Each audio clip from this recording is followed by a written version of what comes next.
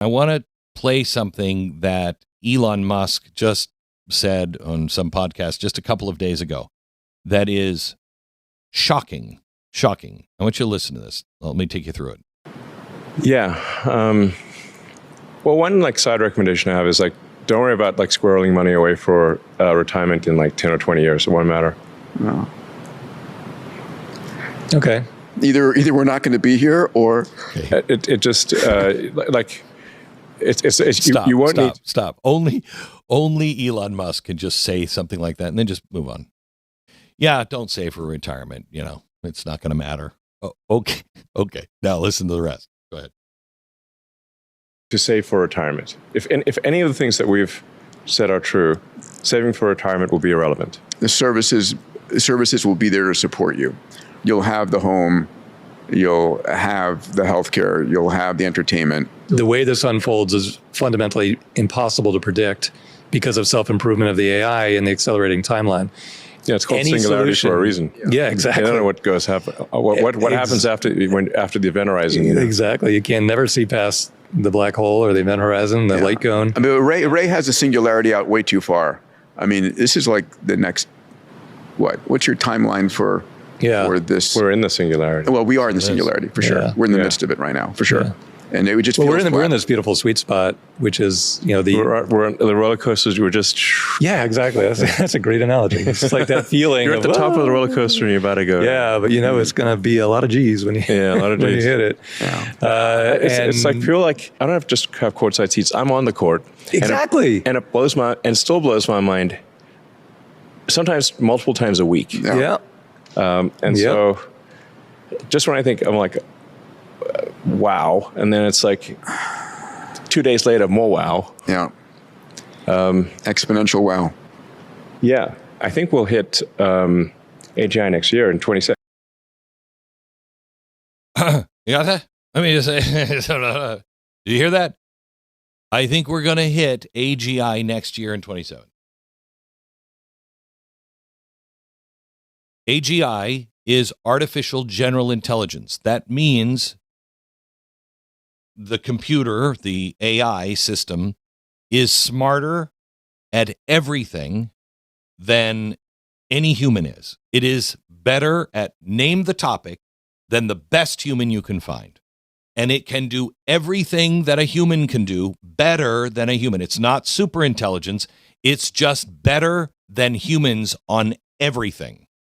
He thinks we're going to hit that. Some people said we were not going to there was not a chance. 10 years ago, people said we'd never even get to there. We'll never get there. We'll never get there. He's saying we're going to hit it next year. I believe we are going to hit it. I think there's a chance we hit, the world is going to be different by 2028. It's just going to be different by 2028. And we have got to prepare for this. So our last caller was saying, Smoot Hawley, you can use tariffs to protect. There is a conversation that we have to have right now. We have to have because of artificial intelligence, automation, robotics, entire categories of work dissolving quickly, not in a generation, maybe not even in a decade, maybe in the next few years. Factory workers first. I reached out to Elon Musk and said, for my museum, I want one of the first Tesla robots for the museum. I want to keep it in the box and keep it in the museum, the first mainstream robot. You know what he said? All of the robots for the first, I think he said 2 years. He may have said 1.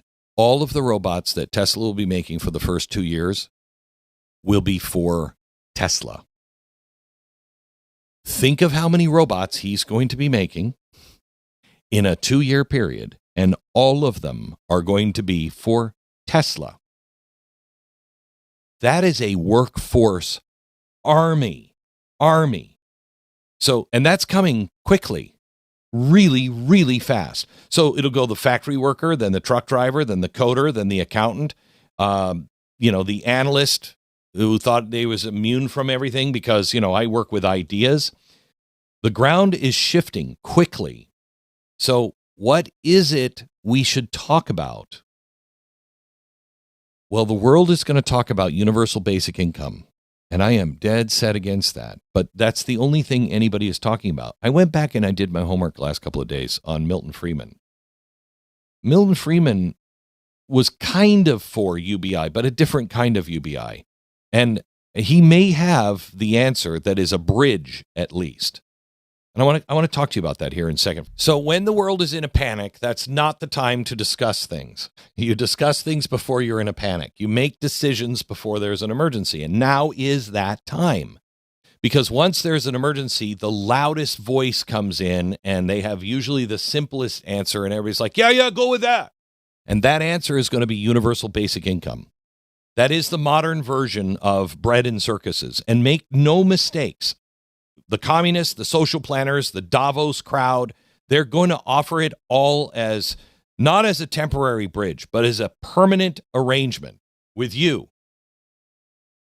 A managed society, a population that is pacified, production centralized, dependency normalized. They're already talking about it. Read Yuval Harari. Read his work. He is one of the main thinkers on the left and with all of the elites. And he talks about, there's just a useless class of people. We cannot look at it that way. And people are going to go for this, not because they, love collectivism, but because nobody offered them another path. I have been talking about this and trying to get people to talk about this for a while. And there's a guy that we have to revisit. And he's honestly a guy who surprised me that he's in this debate, and it's Milton Friedman. It at least surprised me that he's on the side that he's on. I mean, here's the free market economist, the man being a defender. He's accused of being a defender of the coldest kind of capitalism where they just don't care about babies and children and food. He's the godfather of deregulation. He actually supported a version of basic income, but not the kind that's being sold today. He calls it the negative income tax. Listen to what he actually proposed. His idea, the negative income tax, works like this. You eliminate the sprawling welfare state. Okay, really important we do all of these things. Eliminate the welfare state. That's food stamps, housing subsidies, overlapping programs, bureaucracy. Replace all of that with a simple income floor that everybody gets. If you earn below a certain threshold, the government will send you supplemental income. But as you earn more, the support will phase out very gradually. That way you're not being punished for working. And that last part is really critical because under the welfare system, if you earn $1, you lose $1 in benefits. And so the rational response is, well, why would I earn $1? Because I'm never going to make enough to really be happy. So I'm going to live here or live off the government. Friedman's system preserves incentive. Okay, you always gain more by working more, because he knows that you just can't make people comfortable in the lack of work. Okay, and the system that we have now is honestly designed to get people destitute and destroy productivity. This is the opposite, okay? And I'm shocked that Milton Friedman is thinking this way, but he understood something. Friedman understood something fundamental. Markets require stability. Free societies require order. So when we're talking AI, technological advancement is going to become so severe at some point that AI could create pockets of severe displacement. And with that, you'll either get violent populism, authoritarian redistribution of wealth, or a market-compatible safety valve. And that's what his negative income tax was, a pressure release without central planning. This is absolutely critical to keep the choice decentralized. The individual, you still get to choose how you spend the money. The federal government doesn't decide on which apartment you can rent, what food you can buy, which training program you have to attend, none of that. Shrink down the state as you create a floor for everybody. This is very different from modern UBI. Okay, that's tied to digital IDs, programmable currency, behavioral compliance. I mean, all of that is the new world order and one world government. I mean, but it is coming. If AI eliminates 15 to 25% of current job categories over the next decade, you're going to see sudden income collapse in certain sectors. Huge. Geographic, economic deserts. Most importantly, political radicalization. Okay? There is a piece, there's only 2 copies of this book that I have. One is in the National Archives because it was all handwritten and the charts are all made by hand. And it was made for President Roosevelt in World War II. It was, I think it was the election of 1936 or 38. And it's called Radicalism, Revolution, or Recovery. And they're making the case to FDR that I'm about to make to you in just a second. Radicalism, revolution, or recovery. That's what really enhanced the New Deal. They chose incorrectly. Will we choose the right thing? Thank you for thinking for yourself and being part of a movement, because that's really what all of this is. If you want the full story, you want to go deeper, go to blazetv.com/Glenn. Go there right now, sign up, no interruptions, just the truth, uncensored and unfiltered. Don't just watch, take a stand. And I'll see you over there in a minute.